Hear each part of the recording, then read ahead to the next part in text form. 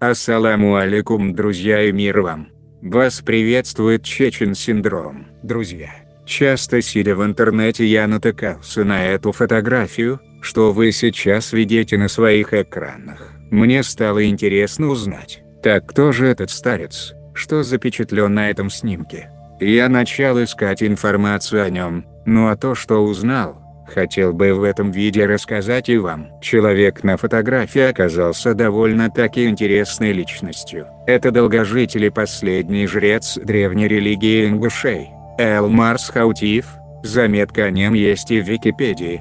Фотография сделана в 1921 году, во время экспедиции Яковлева и Шиллинга на Северный Кавказ. Элмарс Хаутиев был личностью легендарной и загадочной. Современники верили, что ему подвластны силы природы и что он знает многие тайны Вселенной. Даже в возрасте 155 лет, когда была сделана эта фотография, жрец Элмарс Хаутиев ездил верхом на лошади, продолжал работать знахарем и выглядел бодрым и здоровым человеком.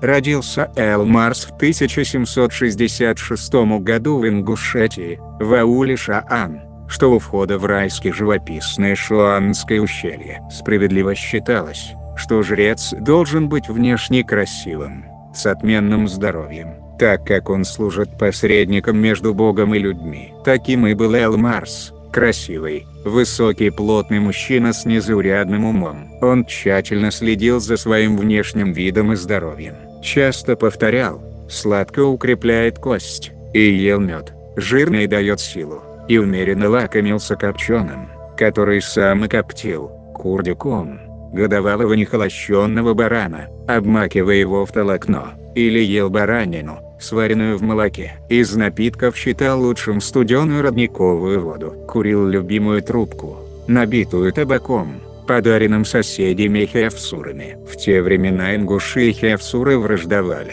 угоняли друг у друга скот, устраивали западни. Элмарс же с хефсурами дружил, часто ходил в хефсуретию, примирял враждующих, вершил жреческие обряды. Он имел авторитет и огромное влияние среди ингушей и среди хефсуров. В трудные минуты и те, и другие обращались к нему за помощью и советом. Наделенный глубоким, проницательным умом, он часто предрекал исход затеваемых ингушами мероприятий. Сохранилась история Гапархоевых.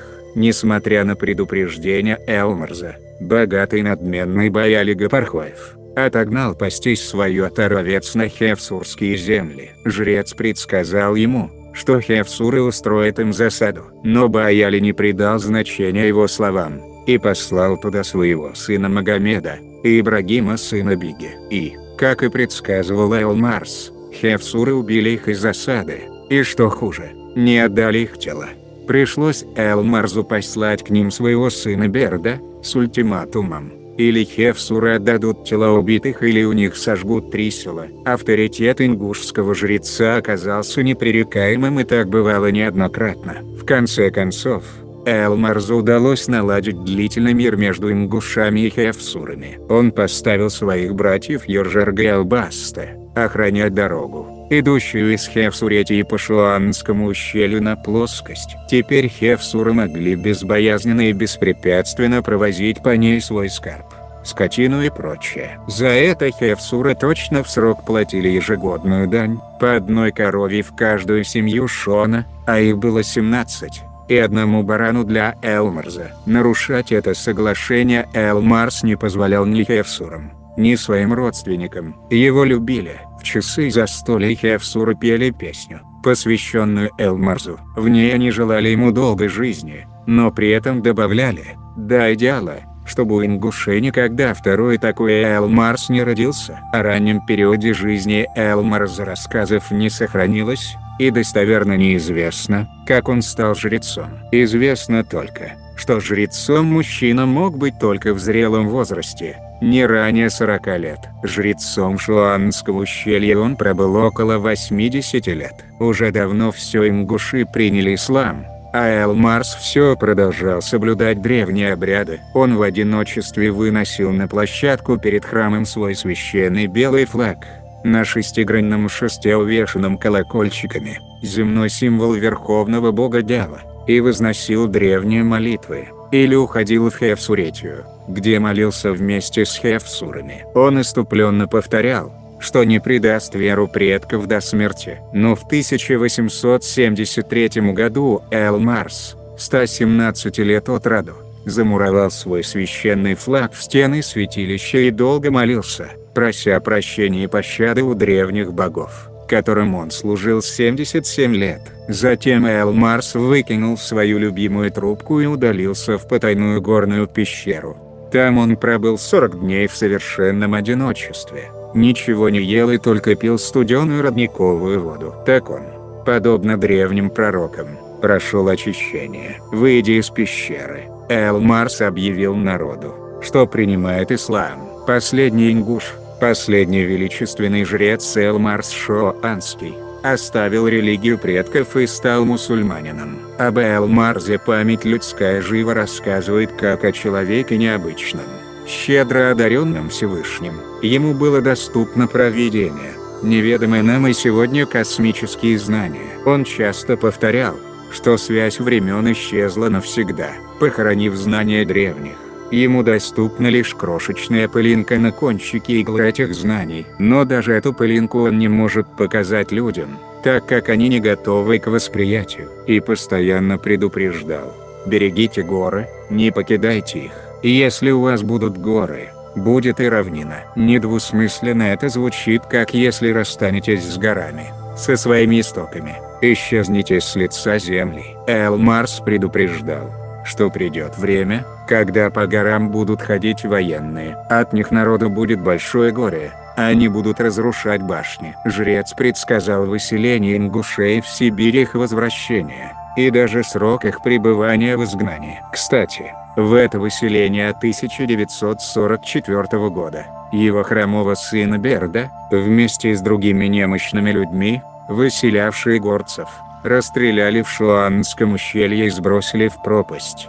Много невероятного для простых людей было в Эл-Марсе. Так, Гитагазов Сулумбек из села Шаан рассказал, как у его отца однажды отбились от татар и пропали 20 овец. Он искал их по ущельям и лесам и не находил. Когда в поисках прошел день, он обратился к Эл-Марсу. Эл-Марс его успокоил, сказав, что овцы найдутся. Он взял шнур, завязал на нем 20 узелков и предупредил: когда ты найдешь овец, если не будут развязаны узелки на шнуре, развяжи их, иначе волки будут голодны. Овцы, как и сказал Эл-Марс, нашлись на вершине горы Бешкорт на 3-ю неделю, но про шнур отец забыл. Он вспомнил о нем поздно вечером, и когда вытащил шнур, с удивлением увидел, что все узелки развязаны. Эл-Марс предсказывал исход болезни, а женщинам – бесплодие или материнство. Эту историю рассказала 88-летняя Наси Хаутиева, дочь Чинти. Утром Эл-Марс увидел, как моя мать Белл-Масх, нарядившись, куда-то собиралась. «Далеко ли собралась?» – спросил ее Эл-Марс. «На свадьбу», – ответила Белл-Масх. «Не ходила бы ты туда, а то без ребенка останешься. У моей матери был грудной ребенок, мой брат».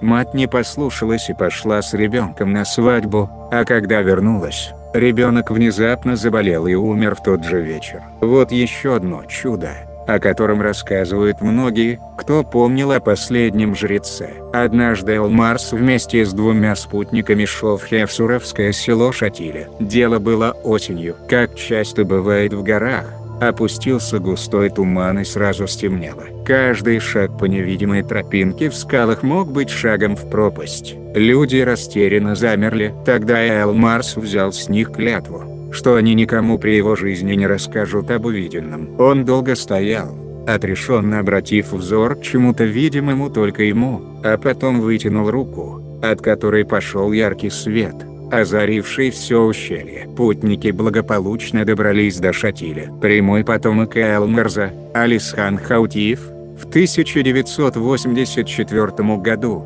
нашел в горах Ингушетии захоронение жреческой атрибутики. Помимо посоха и прочих вещей жреца, там была и табличка из платины со спиралью из точек, которую он даже расшифровал и прочел. «Я прочел эту таблицу с помощью языка пропорций», — рассказывает он. Можно прочесть об этом языке подробнее в книге «Золотые пропорции». Все во Вселенной так или иначе создано по пропорциям, которые просчитываются с помощью числа π. Древние называли эту золотую пропорцию локоть, используя которую Ной построил свой ковчег, и любой археологический памятник на Земле можно прочесть, если знаешь язык пропорций. К примеру, пирамида Хеопса говорит о том, что она была построена в 5032 году до нашей эры. А вот в этой табличке со спиралью из точек говорится следующее. Мы прилетели с 5-й планеты на 3-ю. Летели 122 дня. Скорость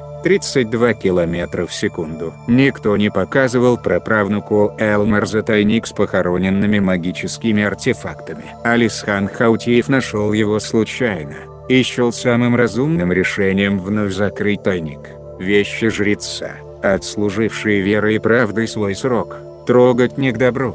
Также Алисхан Хаутиев утверждает, что его предок излечил Михаила Булгакова от наркомании. Алисхан рассказывает, писателя Михаила Булгакова и моего предка-жреца Элмарза Хаутиева познакомила во Владикавказе первая актриса ингушка Тамара Мальсагова, работавшая в драматическом ингушском театре в правобережной части нынешней столицы Осетии. В то время Михаил Булгаков уже прочно сидел на морфии. Он начал принимать препарат, чтобы снять острые боли. Ему прописали морфий в качестве болеутоляющего, поскольку писатель страдал сразу несколькими неизлечимыми в то время заболеваниями. У него была тяжелая болезнь почек и нефросклероз, из-за которого Булгаков стал терять зрение. В 30-е годы прошлого столетия Тамара Мальсагова посоветовала Булгакову, раз уж традиционная медицина бессильна, обратиться к знаменитому знахарю,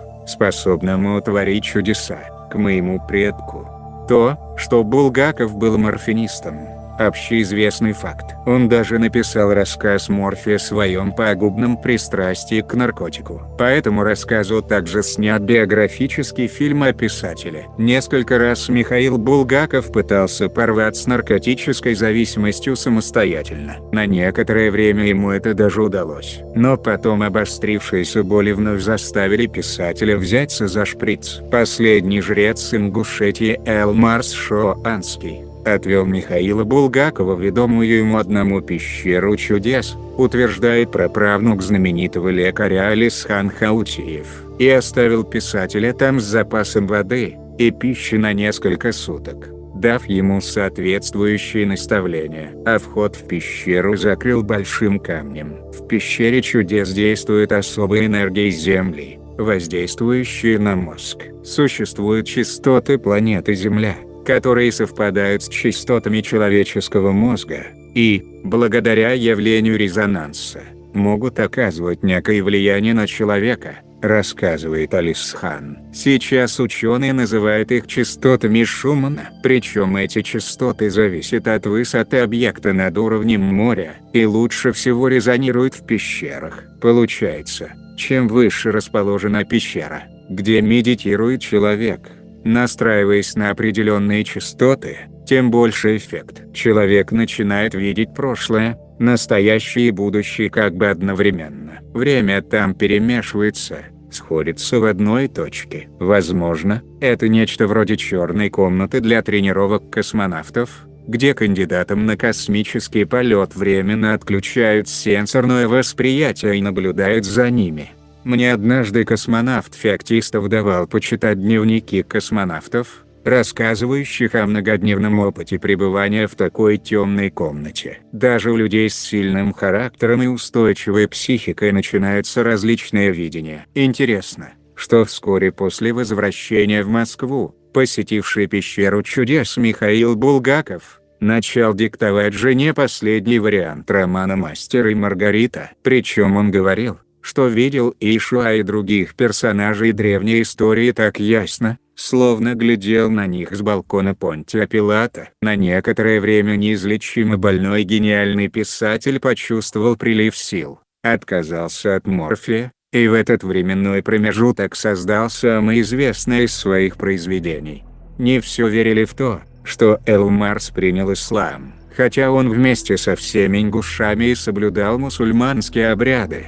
Но в языческие празднества уходил в Хевсуретию, и там совершал древние языческие обряды. Видно, это перепутье между двумя верами мучило его, и в 1905 году он решает совершить хадж в Мекку. Средства для осуществления этой цели он собрал, продав на дорогу более 100 овец и 2 быков.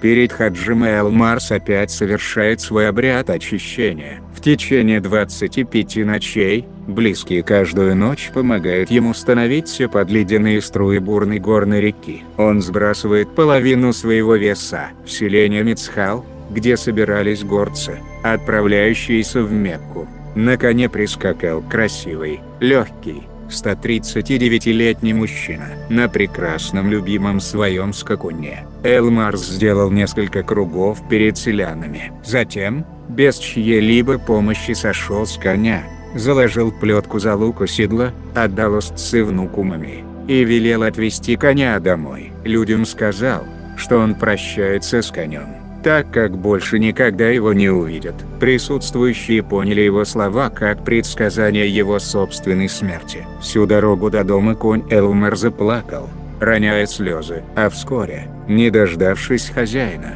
умер. Элмарс весь положенный путь в Мекку прошел, не утруждая никого из более молодых паломников. По дороге им встречались толпы нищих, и Элмарса потрясло совершенное безразличие к ним турков и арабов. Сам он еще на полпути раздал бедным почти все, что имел.